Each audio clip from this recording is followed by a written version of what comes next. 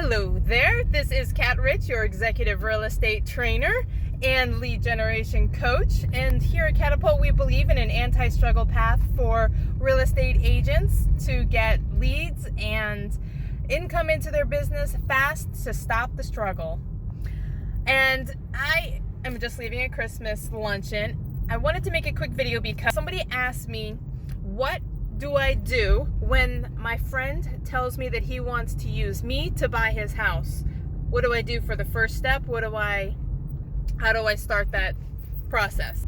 A couple of initial things. So number one, we need to do a pre-qualification, connect him with a lender, and even before that, let your friend know that you're going to need to get sensitive financial documents from him. And obviously, I'm going over speed bumps. Say it very matter-of-factly so that they know that this is just the process, okay? This is not you checking up on them. Make sure that that is clear, that you don't care about their financial situation. You mainly need to know that they have the ability to pay and finance and do those sorts of things. So the first thing you're going to do is to get them pre-approved with a lender. When they do that, and you know that they have been pre-approved, the next step is to set up a buyer consult. And when you're at the buyer consult, that is going to lead you through how to tell them exactly what to expect in the buying process. What's the first step? What's the second step? What are some of the hurdles they might encounter, and how to overcome them or prevent them. So after the buyer consult, you are going to close to the buyer loyalty agreement, okay? It's not to say that they have to pay you.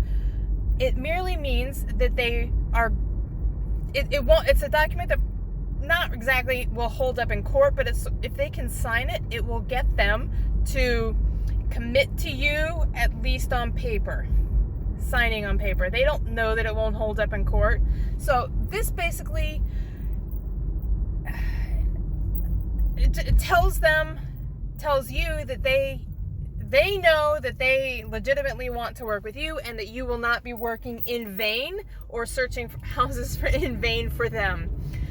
So if they can sign the buyer loyalty agreement, then you know from the buyer consult, okay, so you've gone through all of the steps in the buyer consult to tell them what to expect in the buying process. This comes first, this comes second. When we go under contract, this will happen. This is what you need to do with the money, etc. Then, at the second part of the buyer consult, you're actually going to go through needs analysis. And that's going to be the first part. You need to find out what they exactly want.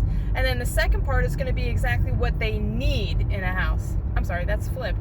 What they need in the house, and then what they would like to have in their house, okay? Because not everything, for instance, a pool, if they say, oh, this house is perfect, but it doesn't have a pool, it's a no, then the pool in the house might be a need. They need to have a pool, or the house is not even a possibility. So those are the things that they need to have. So obviously we need to have bedrooms, need to have as many bedrooms as they need for however many family members they have. And then there's the wants. Well, I would like to have a wood flooring or tile or vinyl flooring. I would like to have a pool. Some people are just in that category. So those are the wants and needs. Then you get to the buyer loyalty agreement. And then when you've got the pre-qualification, pre-approval, when you've gone through the needs analysis, and when you've got the buyer loyalty agreement, now we're working on a high standard. You don't have to have a buyer loyalty agreement in order to work with a buyer. However, you don't want any tire kickers. You want somebody who's serious. So best practices is to get a buyer loyalty agreement. Some people do not want to sign it, and that's okay, because those are not the people that you want to work with. I am recommending getting the buyer agreement signed, because you can run yourself all around showing people houses, because buyers do not respect real estate agents. They think that they are tour guides to houses that are on sale, and you just want to secure yourself. If you're going to treat this like a profession and not a hobby, you need to I'm recommending that you set the standards. What are your business policies, and do you uphold them? What are your requirements too for buyers? So when your friend asks you to work with them or to help them find a house, your first step that you need to do, let them know what the process is. Let them know that you are going to be asking them for documents. Let them know you will know their financial situation. You will know all of the things on their credit. You should say, just to let you know, this is the process, this is what to go. When you are friends with somebody and they are using you for business, it is a business relationship, okay? Relate to them as people, but when you're talking about business, keep it very professional, as though you were a doctor. I think that's a good way to, mitigate the personal/business relationship. That's my advice on working with a friend who wants to buy a house. There's the first steps.